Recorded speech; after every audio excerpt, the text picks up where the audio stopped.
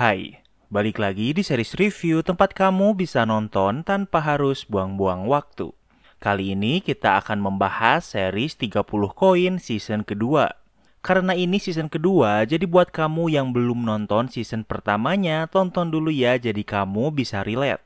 Sebagai pengingat, di akhir season pertama, Manuel berhasil membunuh Santoro walau ia harus mengorbankan dirinya sendiri.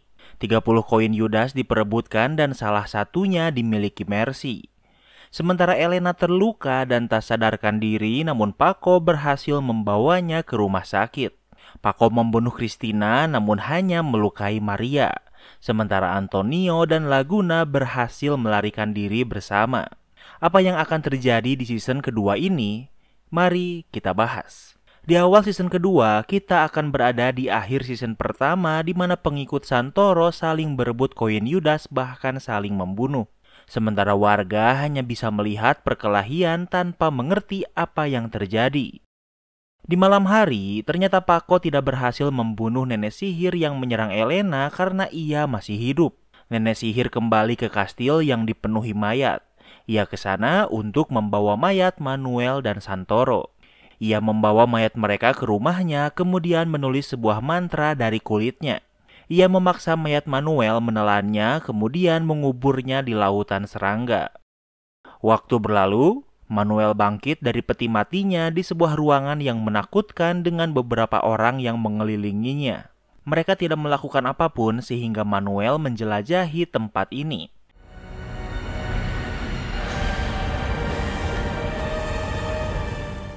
Di luar, ia bisa melihat tempat yang menakutkan. Sepertinya saat ini ia sedang berada di neraka. Beberapa iblis membawanya menemui Angelo. Terlihat kalau tempat ini dipenuhi iblis menakutkan. Angelo dengan kepala seperti tentakel adalah pemimpin dari iblis-iblis ini. Angelo menyambut Manuel sementara Manuel bersumpah kalau ia akan pergi dari tempat ini. Angelo berkata selama ribuan tahun ia mendukung kebaikan dan kejahatan tergantung apa yang diperlukan. Namun saat ini Angelo bertemu orang baru yang tidak menginginkan apapun. Dan karena itulah orang ini sangat berbahaya. Setahun kemudian, dua YouTuber bernama Haruka dan kameramennya Jonas sedang berada di kota kejadian di season pertama terjadi. Kota ini ditinggalkan dan sudah menjadi kota hantu sehingga mereka akan membuat konten di sini. Bahkan lubang Angelo muncul masih ada di tengah alun-alun. Mereka memasuki sebuah rumah untuk kebutuhan konten mereka.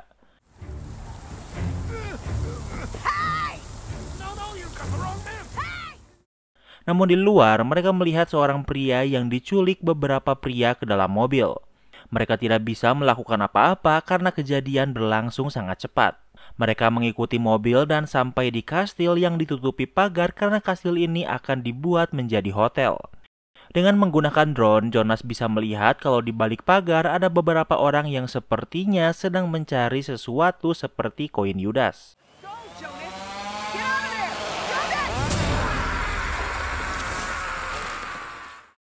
Jonas memanggil drone-nya, namun ia tidak bisa mengontrolnya sehingga drone itu menabraknya dan membuatnya terlempar dan membunuhnya.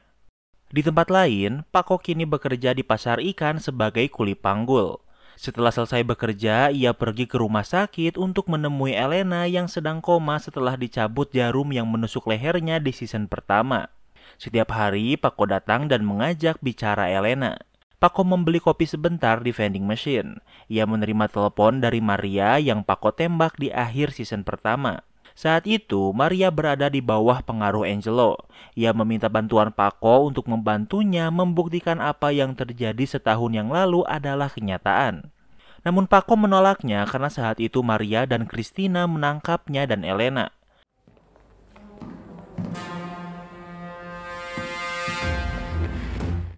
Saat di sana, ia melihat seorang pendeta.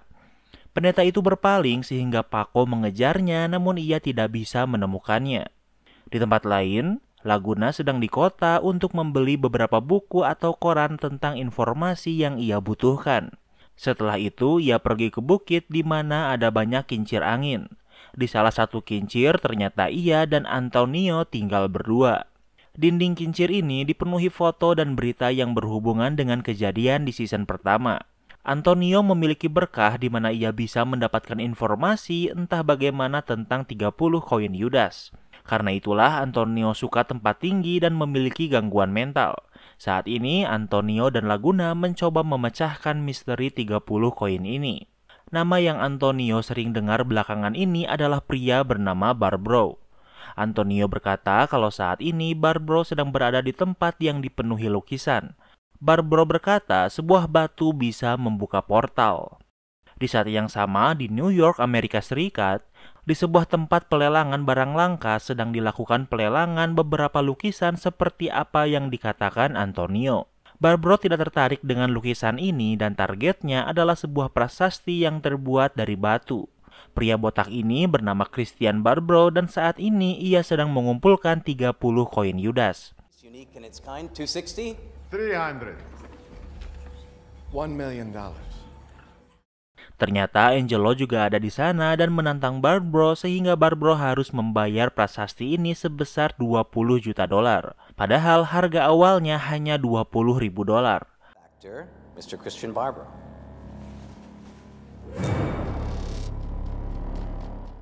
Namun saat Barbro berbalik badan, ia tidak bisa melihat Angelo.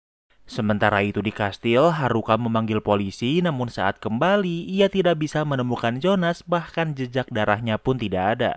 Tentu hal ini membuat polisi tidak mempercayainya, atau mungkin polisi ini malah bersekongkol. Karena tidak ada yang bisa dilakukan, polisi ini memilih pergi.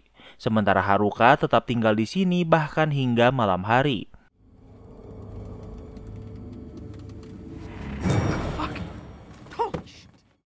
Dari luar mobil, ia melihat nenek sihir yang berlari ke dalam gelapnya malam. Haruka mengejarnya, namun ia tersesat.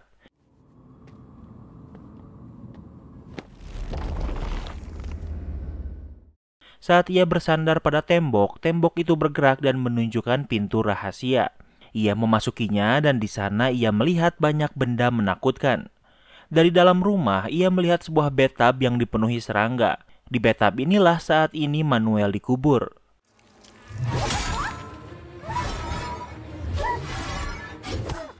Tiba-tiba, nenek sihir ini menyerang Haruka dengan brutal. Namun Haruka berhasil melawan dan melarikan diri dari tempat ini.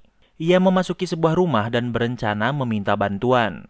Namun tiba-tiba ponselnya menjadi aneh dan menunjukkan rekamannya saat ini dari belakangnya.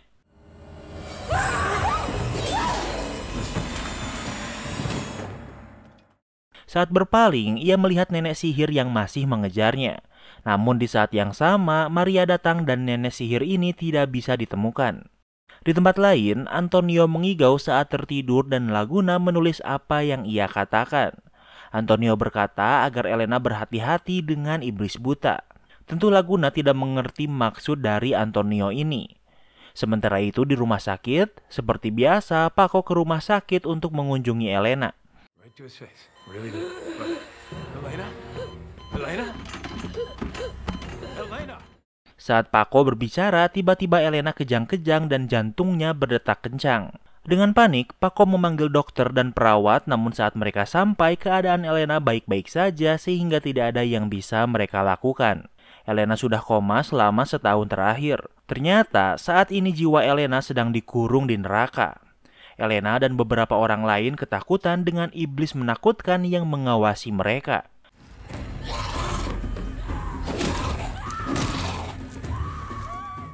Namun tiba-tiba Manuel muncul dan menyerang salah satu iblis. Manuel tahu kalau ada Elena yang dikurung. Elena, listen to me.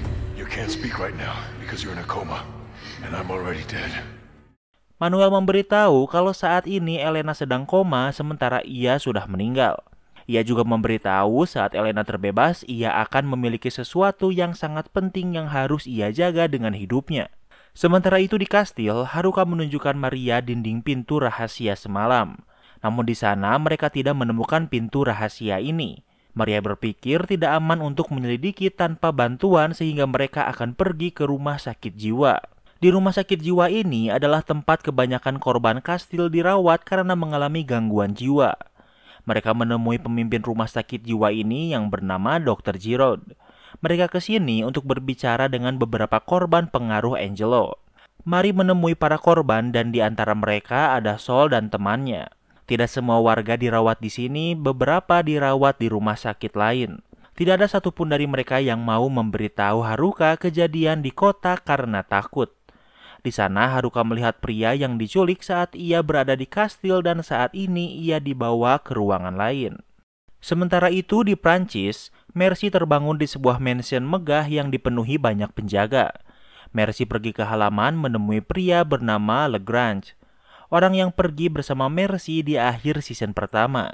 Mercy adalah pemilik salah satu koin Yudas. Lagrange memberi Mercy rumah ini dan apapun yang ia mau agar mau menukarkannya dengan koinnya. Ia tidak mencuri koin ini karena koin ini memilih Mercy. Lagrange menjelaskan kalau ia mengundang Mercy bergabung dengan kelompoknya yang beranggotakan 4 orang. Dengan Mercy, kelompok ini akan memiliki 4 koin. Tentu tujuannya adalah untuk mengumpulkan ke-30 koin Yudas. Mereka pergi ke sebuah restoran di pinggir laut. Lagrange memberi Mercy seorang pria yang bisa ia gunakan untuk apapun, seperti seorang budak untuk memenuhi kebutuhannya.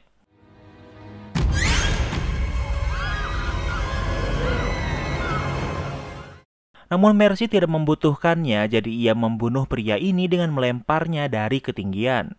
Ini adalah kemampuan Mercy dengan koin Yudasnya. Mercy tidak membutuhkan pria lain karena ia hanya mencintai Paco. Di tempat lain, seperti biasa, Laguna membeli buku di toko buku. Ia sering melihat istrinya, namun ia tidak bisa menemuinya karena takut ia dalam bahaya. Namun hari ini, ia melihat Maria dan Haruka mendekati istrinya. Keep your eyes on the road or you'll crash us for fuck's sake. Laguna. In the flesh. Take that right to the highway. I'll show you. Saat Maria dan Haruka pulang, ternyata Laguna sudah menunggunya. Laguna bertanya apa yang mereka lakukan pada istrinya. Maria menjawab kalau ia sedang mencarinya dan karena itulah ia menemui istrinya. Laguna memaksa mereka memasuki sebuah rumah yang terbengkalai. Laguna waspada pada Maria karena saat berada di bawah pengaruh Angelo, Maria menangkap dan menyiksanya. Maria menjawab kalau ia mencari Laguna untuk mencari tahu apa yang sebenarnya terjadi di kastil saat itu. Laguna mempercayainya dan menjelaskan kalau saat ini ia dan Antonio juga sedang melakukan hal yang sama. Laguna membawa mereka ke kincir angin, namun di sana mereka tidak bisa menemukan Antonio. Ternyata Antonio sedang berada di atas kincir angin. Laguna pergi ke atas dan Antonio sedang menggunting majalah. Antonio tidak mempercayai Maria dan Haruka sehingga ia tidak ingin turun sebelum mereka pergi. Laguna kembali ke bawah dan menjelaskan kalau Antonio hanya tahu kalau sesuatu berhubungan namun tidak tahu bagaimana. Contohnya adalah Antonio yakin kalau kuantum komputer berhubungan dengan koin Yudas namun entah bagaimana. Selain itu, Antonio menjelaskan kalau Barbro adalah orang yang harus paling diperhatikan. Haruka tahu Barbro karena ia adalah pemimpin organisasi bernama BEFAM. Setengah Hollywood adalah anggota BEFAM. Sementara itu di Prancis, Mercy bangun tidur dan mendengar suara tangisan anak kecil. Ia memeriksanya dan melihat seorang anak kecil. Yang diinginkan Mercy adalah anak karena ia tidak bisa mengandung. Dan anak ini adalah pemberian Lagrange untuk merayunya. Mercy sangat menyukai anak ini dan sudah dianggap anaknya sendiri. Bahkan secara legal anak ini juga sudah menjadi anaknya. Lagrange datang untuk menagih koin Yudas yang akan Mercy berikan.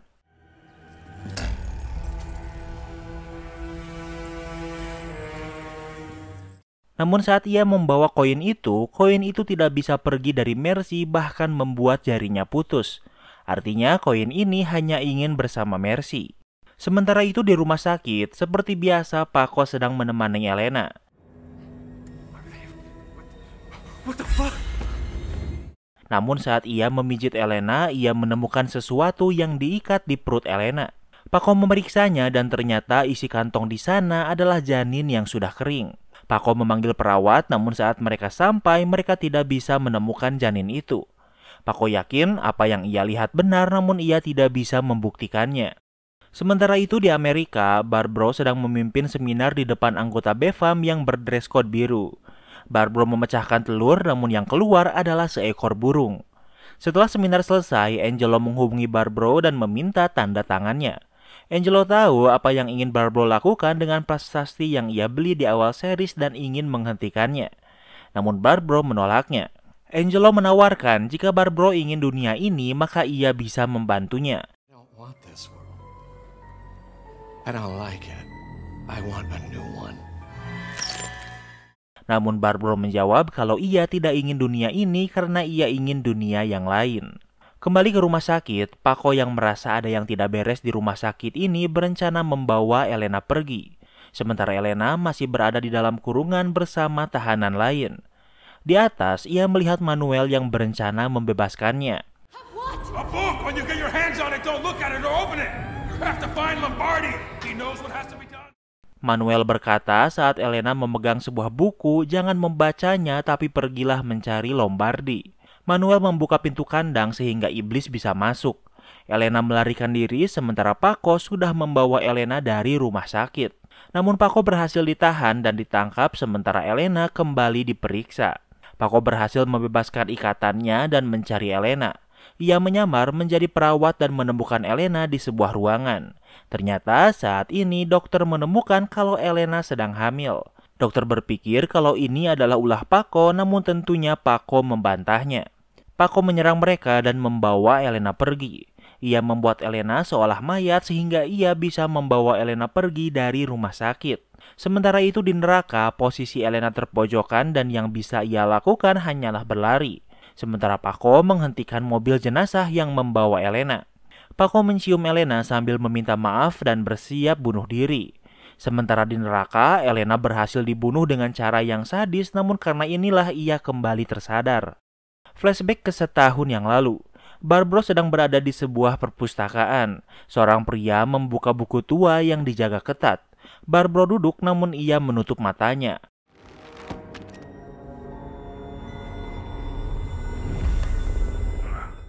Pria itu yang melihat buku itu dan matanya terbakar dan kesakitan sementara Barbaro pergi sambil membawa buku itu. Ini adalah penglihatan yang ditunjukkan Angelo pada Manuel di neraka. Angelo menunjukkan kalau Santoro juga ada di sini. Angelo menjelaskan kalau buku yang dicuri Barbaro ini adalah The Black Book of the Mad Arab. Buku ini adalah buku sihir berisi mantra pemanggilan. Namun yang dipanggil bukan iblis melainkan sesuatu yang lebih berbahaya. Kembali ke masa sekarang, Paco dan Elena yang sudah sadar pergi ke tempat tinggal teman Paco untuk mencari tempat tinggal untuk sementara waktu. Tentu Elena tidak menyukai ini karena sebelumnya Elena adalah seorang dokter hewan yang memiliki karir yang baik. Ia baru sadar banyak temannya yang meninggal dan rumahnya ditinggalkan. Apalagi Elena ingat di mana ia dikurung di neraka selama setahun. Ditambah saat ini ia sedang hamil. Paco tidak bisa menjawabnya dan hanya bisa menenangkannya. Paco meminta temannya untuk mengantarkannya ke dokter di sekitar sini. Mereka menemui seorang perempuan yang merupakan seorang mantan ahli bedah. Sementara itu di Italia, Paus tahu kalau ada penyusup di gereja dan sedang mencari siapa saja yang mengkhianatinya. Untuk mencari tahu penyusup ini, Paus menggunakan sebuah tongkat yang bisa mengetahui kebohongan.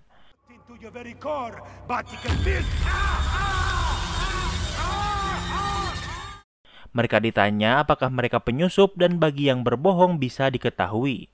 Penyusup lain sadar kalau mereka tidak bisa berbohong. Legrand juga ada di sini.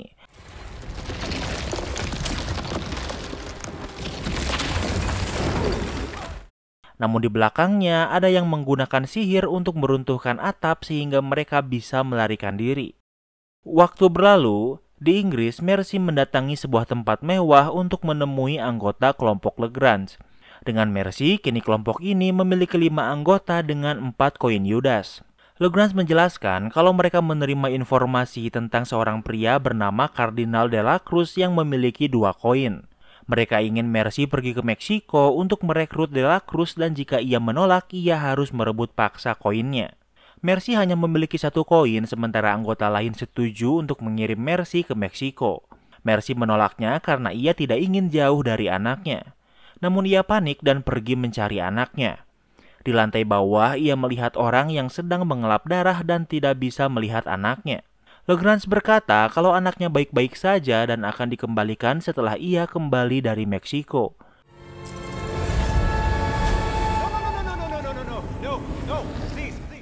Mercy tidak menyukainya dan siap bertarung namun anggota lain tidak takut apalagi mereka menang jumlah. Namun mereka memilih untuk tidak bertarung dan Mercy memilih pergi ke Meksiko.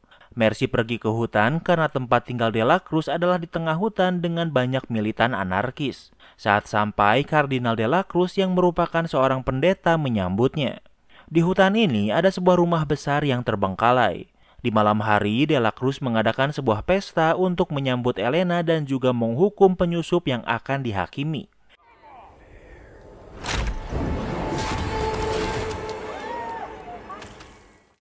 Hukumannya adalah memenggal kepala mereka sekaligus dengan boneka besar seperti Grim Reaper. Kemudian malam ini dilanjutkan dengan pesta dan makan-makan.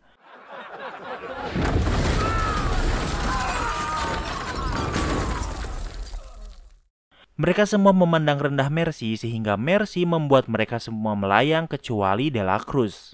De La Cruz tahu kalau Mercy kesini untuk mengajaknya bergabung dengan kelompoknya. De La Cruz menunjukkan kalau ia punya 2 koin sementara Mercy hanya punya 1 koin. Daripada bergabung dengan Mercy, ia malah ingin membeli koin Mercy. De La Cruz menunjukkan sebuah ruangan yang dipenuhi uang yang berantakan. I have more than 1 coin. I borrowed 3. Namun Mercy menolaknya dan menunjukkan kalau ia sebenarnya memiliki 4 koin. Dengan 4 koin, Mercy bisa merebut koin De La Cruz dan kini ia memiliki 6 koin. 3 koin tambahan Mercy dipinjamkan anggota kelompok Lagrange. Namun saat Mercy akan pergi, boneka Grim Reaper sebelumnya menghalangi jalannya. Mercy memeriksanya, namun dari tubuhnya ia tidak menemukan apapun. Tiba-tiba Grim Reaper ini menyerangnya dan berhasil memojokkannya.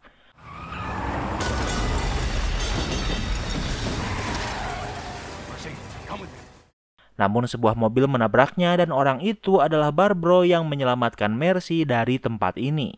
Kembali ke tempat Paco dan temannya membawa ahli bedah untuk memeriksa Elena. Namun saat mereka sampai, perut Elena membesar seolah ia sudah hamil tua. Awalnya, ahli bedah ini berpikir kalau Paco memintanya mengaborsi anak Elena padahal ia hanya ingin memeriksanya. Karena kondisi Elena memburuk, mereka harus segera melakukan persalinan. Semakin lama perut Elena semakin besar sementara Elena kesakitan.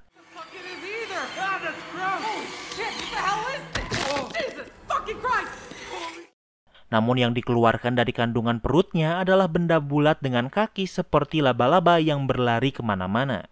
Namun saat bersembunyi di bawah lemari, sepertinya monster ini mati. Seminggu kemudian, Elena masih kebingungan sementara Paco tidak memberitahu kalau Elena melahirkan seekor monster. Namun Elena ingin melihat anaknya. Paco mengantar Elena menemui ahli bedah yang sedang makan bersama beberapa orang. Anak ini disimpan di dalam kulkas dan Elena ingin melihatnya.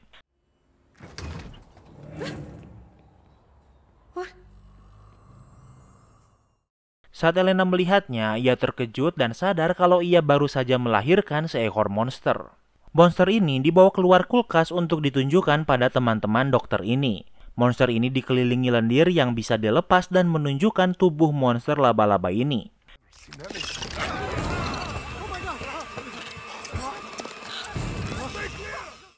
Namun ternyata monster ini masih belum mati. Monster ini menyerang Elena, namun Paco berhasil menyelamatkannya dan membunuh monster ini dengan menginjaknya hingga hancur. Namun dari tubuh monster ini, Paco melihat sebuah kunci yang aneh. Sementara itu di Spanyol, Laguna ingin menyusup ke rumah sakit jiwa untuk mencari informasi. Caranya adalah dengan pura-pura gila dan membuat seolah Maria mengirimnya ke sana. Laguna disambut dengan senang di tempat ini. Laguna masih pura-pura gila dan melihat teman sekampungnya yang benar-benar gila dan sudah tinggal di sini selama setahun. Sementara itu di ruangan lain, ternyata rumah sakit jiwa ini adalah kedok untuk mencari koin Yudas dari ingatan warga kota saat kejadian di season pertama terjadi. Dari salah satu warga ada yang melihat perkelahian pendeta yang saling merebutkan koin itu. Dan ternyata ia membawa pergi koin itu. Namun dari ingatan selanjutnya ia menaiki seekor kuda kemudian pergi dan mereka tidak bisa menemukan koin itu lagi. Di tempat lain, Mercy senang bersama Barbro di dalam pesawat untuk pulang.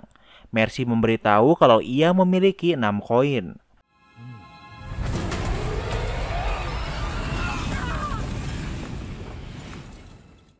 Mercy membalikan pesawat ini sehingga semua orang melayang kecuali dirinya. Barbaro menjawab kalau ia akan mengurus Mercy dengan baik. Bahkan anak Mercy sudah aman dan saat mereka mendarat mereka bisa bertemu. Barbaro juga menjelaskan kalau ia memiliki lebih dari 10 koin. Mercy masih belum mau bergabung dengan Barbaro. Mercy, listen to him. I'm you within 3 months. He's right. Namun ia melihat video dirinya dari 3 bulan dari masa depan yang berkata kalau bergabung dengan Barbaro adalah pilihan terbaik. Waktu berlalu, mereka mendarat dan Mercy menemui Legrand di sebuah restoran.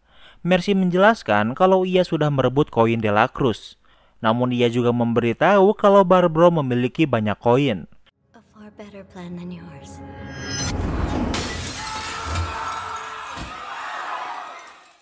Mercy membunuh Legrand dengan melemparnya dan kini jelas kalau Mercy memilih bergabung dengan Barbaro. Saat pulang, Mercy senang bisa kembali bertemu dengan anaknya. Kembali ke tempat Elena, Elena menemui Paco yang sudah mencari tahu tentang kunci yang ditemukan dari perut monster laba-laba. Sementara itu di neraka, dengan menggunakan darahnya yang ditampung, Manuel bisa melihat bumi. Saat ini ia melihat Paco dan Elena yang sedang mencari lambang ini yang merupakan lambang penerjemah. Manuel melihat mereka dari mata seorang pengemis. Manuel memanggil Elena dan Elena menyadarinya. Manuel berkata kalau yang mengirim monster di perutnya adalah Angelo. Ini adalah ide Santoro dan Manuel menyarankan Elena untuk membuang kunci itu, namun Santoro menghentikannya. Sementara itu, Antonio dan Haruka kembali ke kastil. Ada sebuah jalan rahasia untuk bisa memasuki kastil. Mereka bisa sampai di halaman kastil yang dipenuhi jaring.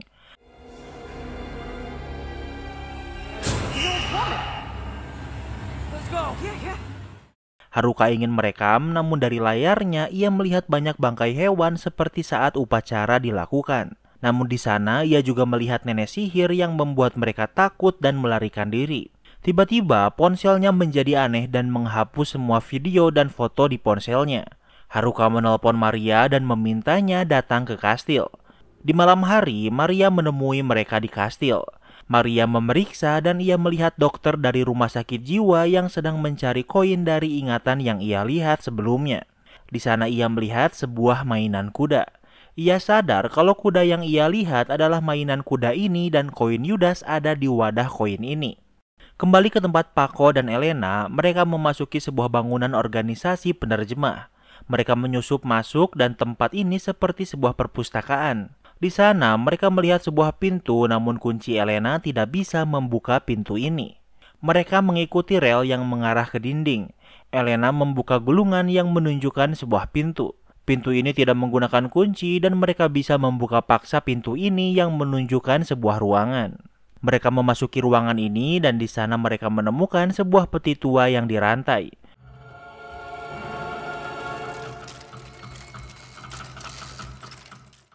Dengan kuncinya, Elena bisa membuka peti ini yang menunjukkan sebuah buku tua yang dirantai. Saat mereka akan membukanya, Paco ingat kalau Manuel mengingatkan mereka untuk tidak membaca buku ini. Tiba-tiba sebuah mesin yang dipenuhi senjata muncul sehingga mereka harus melarikan diri. Paco berhasil menghentikan mesin ini sebelum mengenai Elena. Mereka bisa keluar dari bangunan ini, namun entah kenapa orang-orang di sana melihat mereka. Give me the book. What? Will you give me the book? Holy shit. Mereka meminta buku itu dan tentunya Elena memilih pergi. Sepertinya seluruh warga di tempat ini di bawah kendali untuk merebut buku ini, namun mereka berhasil melarikan diri. Di tempat lain, Laguna sedang menyelinap ke rumah sakit jiwa dan ia melihat dokter yang sudah membawa mainan kuda dari kastil.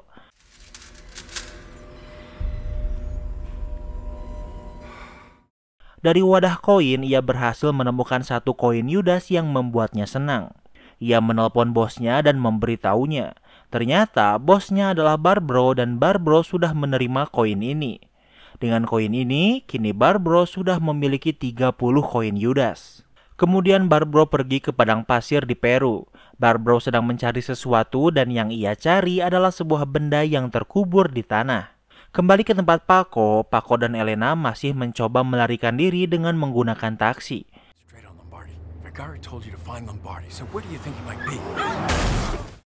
Namun tiba-tiba sebuah mobil menabrak mereka. Ini adalah ulah orang yang mengincar buku itu. Paco dan Elena selamat walau terluka cukup parah.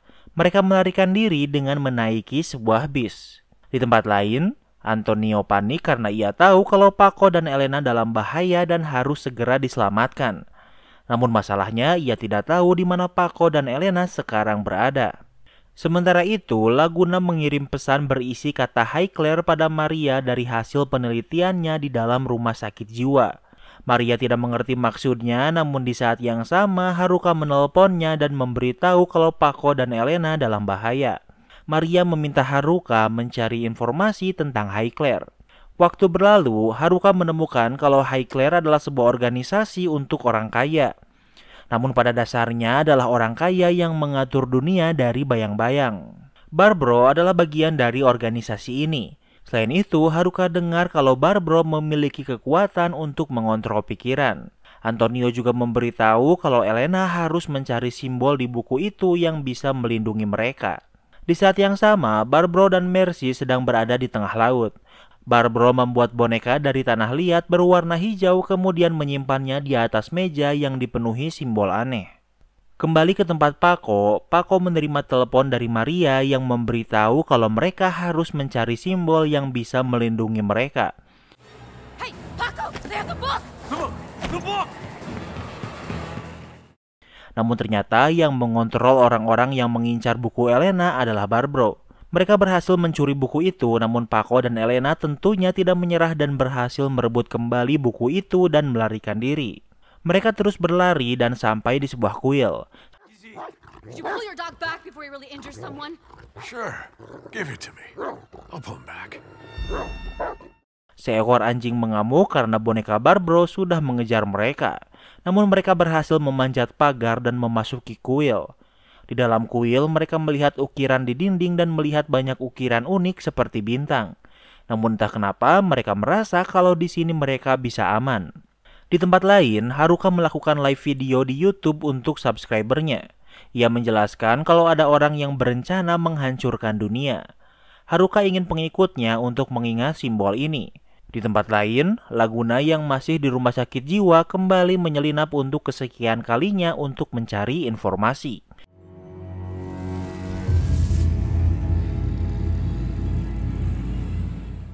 Dari salah satu ruangan, ia melihat seseorang yang menggunakan alat seperti VR dan bisa menggerakkan sesuatu tanpa menyentuhnya. Sementara itu, pengikut Haruka pergi ke kuil tempat Elena dan Paco berada. Mereka semua memakai kaos dengan simbol yang bisa menjauhkan boneka Barbro. Seseorang menjemput Paco dan Elena agar mereka bisa pergi dengan selamat. Dengan melewati jalan dengan pengikut Haruka yang memakai simbol bintang ini, boneka Barbro tidak bisa menyentuh mereka. Barbro sadar kalau ia tidak bisa mengambil buku itu, namun ia tidak bisa melakukan apapun.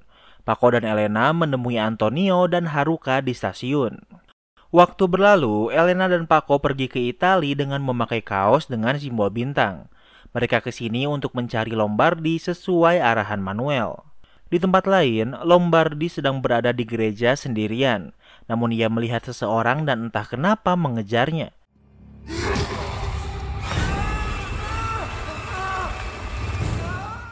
Tiba-tiba orang berwarna hijau menyentuhnya dan berubah menjadi Lombardi sementara ia kesakitan. Di saat yang sama, Elena dan Paco sudah sampai di tempat ini dan sudah memberitahu resepsionis untuk bertemu Lombardi. Namun seperti yang kita tahu kalau Lombardi yang mereka temui sebenarnya adalah Barbro. Lombardi membawa mereka ke ruangannya dan langsung meminta buku itu. Hold on. Listen. Elena berencana memberikannya, namun Paco tidak mempercayai Lombardi. Lombardi mengajak mereka berjalan-jalan di mana ia menunjukkan pembangunan-bangunan megah di gereja. Vergara could see it. You take over. Namun Barbro harus segera pergi sehingga ia meminta anak buahnya untuk menggantikannya mengontrol Lombardi palsu. Let me guess, your town isn't by the sea. No. Fuck. Namun ia melakukan kesalahan dengan berkata kalau kota Paco berada di pantai. Tahu kalau Lombardi ini palsu, ia sudah tidak pura-pura dan mengancam mereka. Namun anak buah Barbro tanpa sengaja mematahkan tangan boneka ini. Hal ini dimanfaatkan Paco untuk mendorongnya hingga jatuh.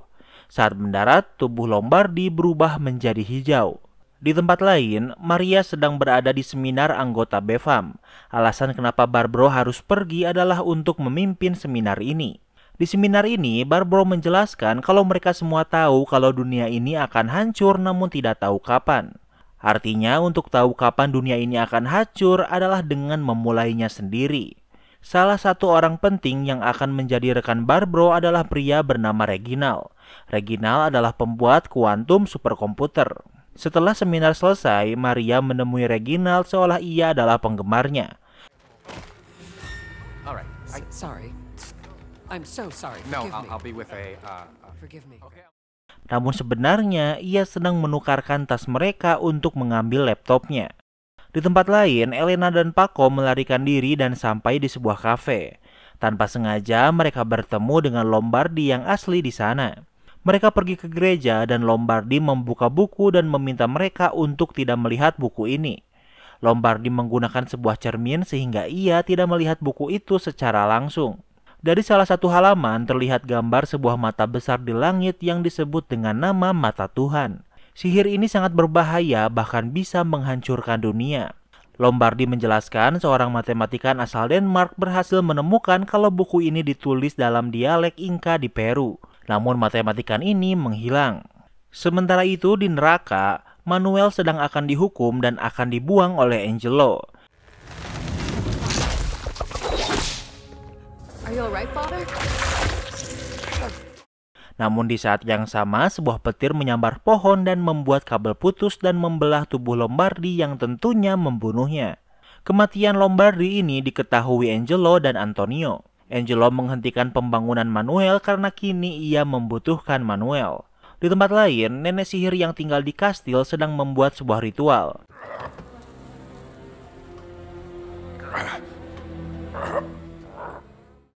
Ritualnya kali ini adalah untuk membangkitkan kembali Manuel dan Santoro yang sudah meninggal cukup lama. Tubuh mereka hancur seperti zombie dan mereka kembali untuk menghentikan Barbaro. Sementara itu, Maria sudah bergabung dengan Haruka dan Antonio. Antonio menyadari kalau Manuel dan Santoro kembali hidup dan bekerja sama. Sementara Maria mencoba mengakses laptop Reginald namun laptopnya menggunakan password. Sementara itu di rumah sakit jiwa, Laguna memulai perlawanan dan mengajak orang-orang yang ditahan di sana untuk melarikan diri. Mereka mencoba membuka pintu namun kartu yang Laguna curi tidak bisa membukanya. Laguna tahu kalau Sol memiliki kekuatan dan ia ingin Sol menghancurkan pintu itu.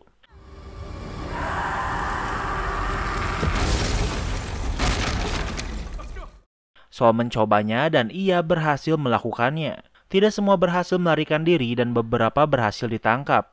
Di basement ternyata Antonio dan yang lainnya sudah menunggu mereka.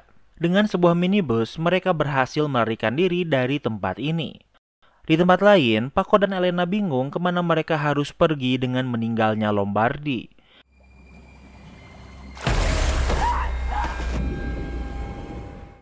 Namun saat mereka di pinggir sebuah kolam renang, sesuatu menarik Elena dan mencoba menenggelamkannya.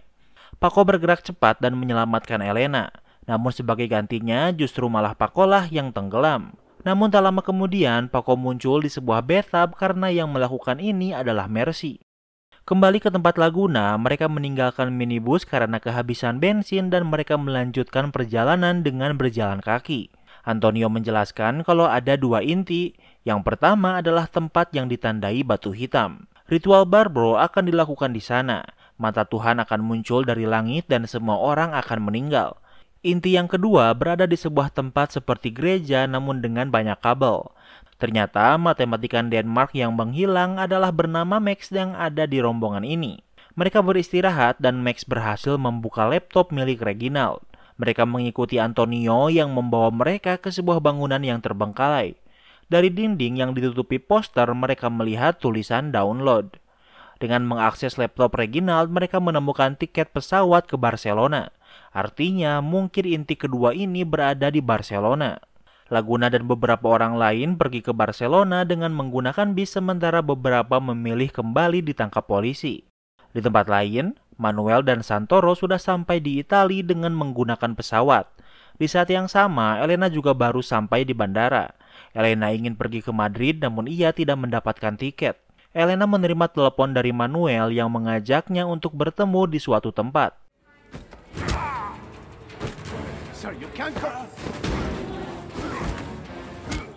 Manuel dan Santoro mengamuk dan menyerang petugas. Manuel ditembak namun ia yang seorang zombie tidak terpengaruh sedikit pun. Manuel berhasil membebaskan diri dan akhirnya bertemu dengan Elena. Elena memberikan buku itu pada Manuel. Namun di saat yang sama, anggota BEFAM sudah mengepung. Anggota BEFAM bisa dibedakan karena mereka menggunakan pakaian berwarna biru. Manuel ingin Elena pergi karena yang mereka inginkan adalah buku ini.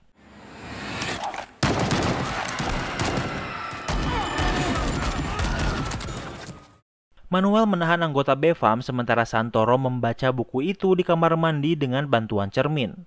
Namun untuk membuka halaman, ia meminta orang lain untuk membukakannya.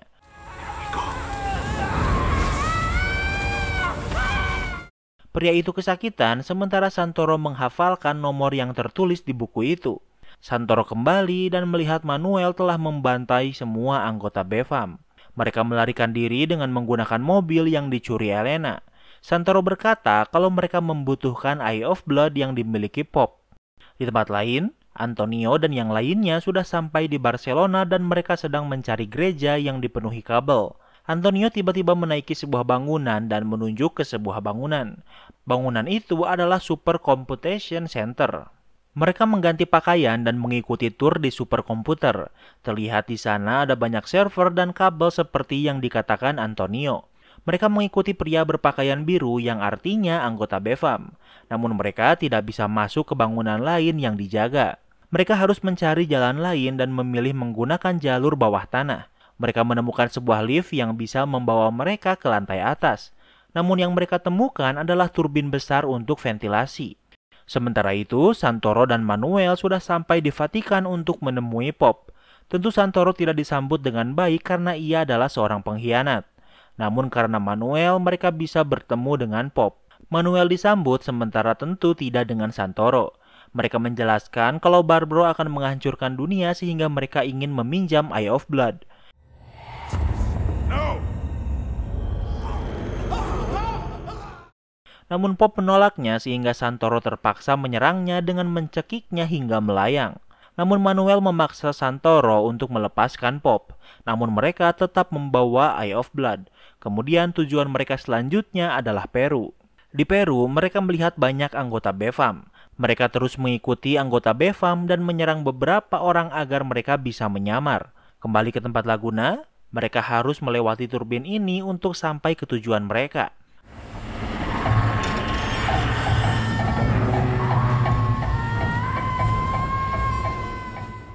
Dengan kekuatannya, Sol bisa membuat turbin ini pelan sehingga mereka bisa melewati turbin ini dengan aman.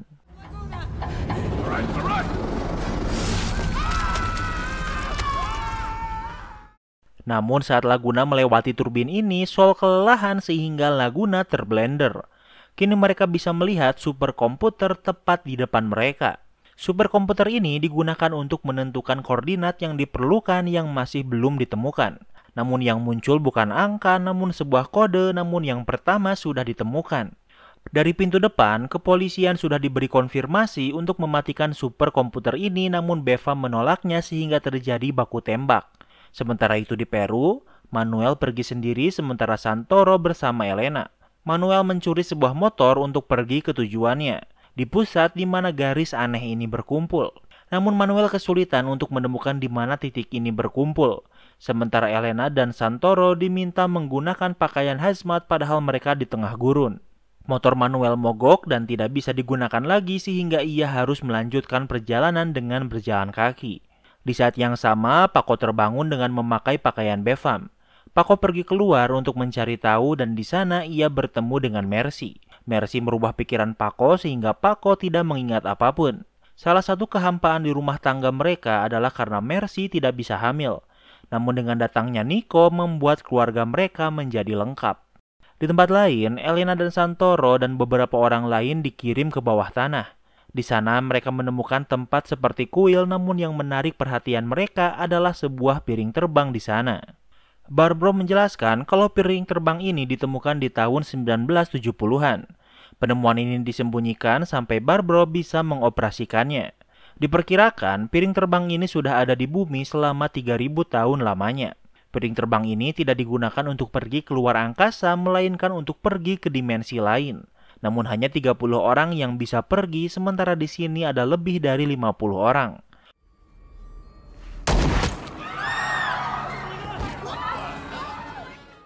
Barbro menentukan siapa yang akan ia bawa sehingga sisanya ia bunuh. Di saat yang sama, Elena melihat Paco bersama Mercy dan ia sadar kalau ada yang aneh dengan Paco dan harus diselamatkan. Kini tinggal 30 orang yang memasuki piring terbang ini dan salah satunya adalah Paco.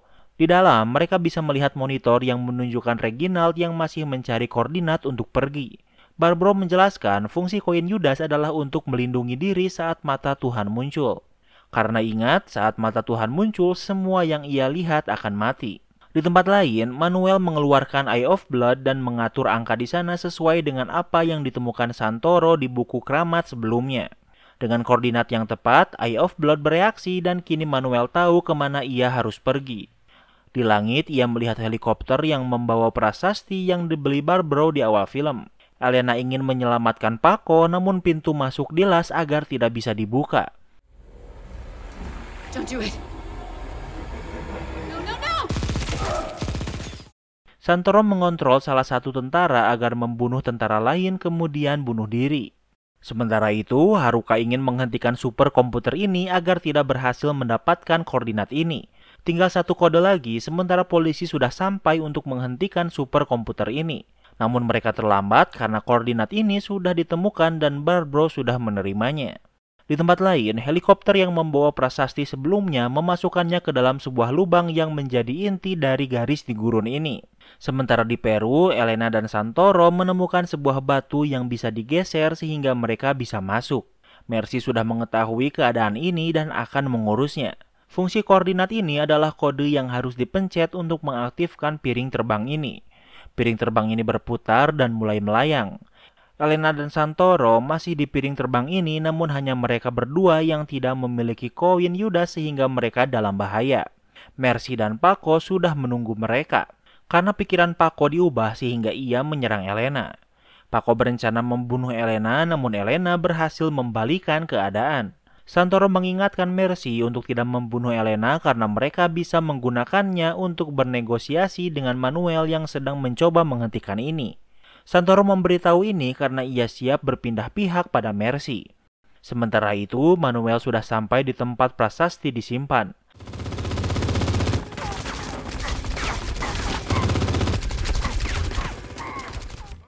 Tentara menembakinya, namun karena tidak berpengaruh, mereka memilih pergi karena takut. Dengan Eye of Blood, Manuel membuat tornado besar yang bahkan bisa menjatuhkan helikopter walau hanya sebentar. Dari langit, terlihat kalau garis aneh di padang pasir mengeluarkan cahaya. Piring terbang ini terbang tepat di atas prasasti. Barbro membaca buku mantra untuk memanggil mata Tuhan.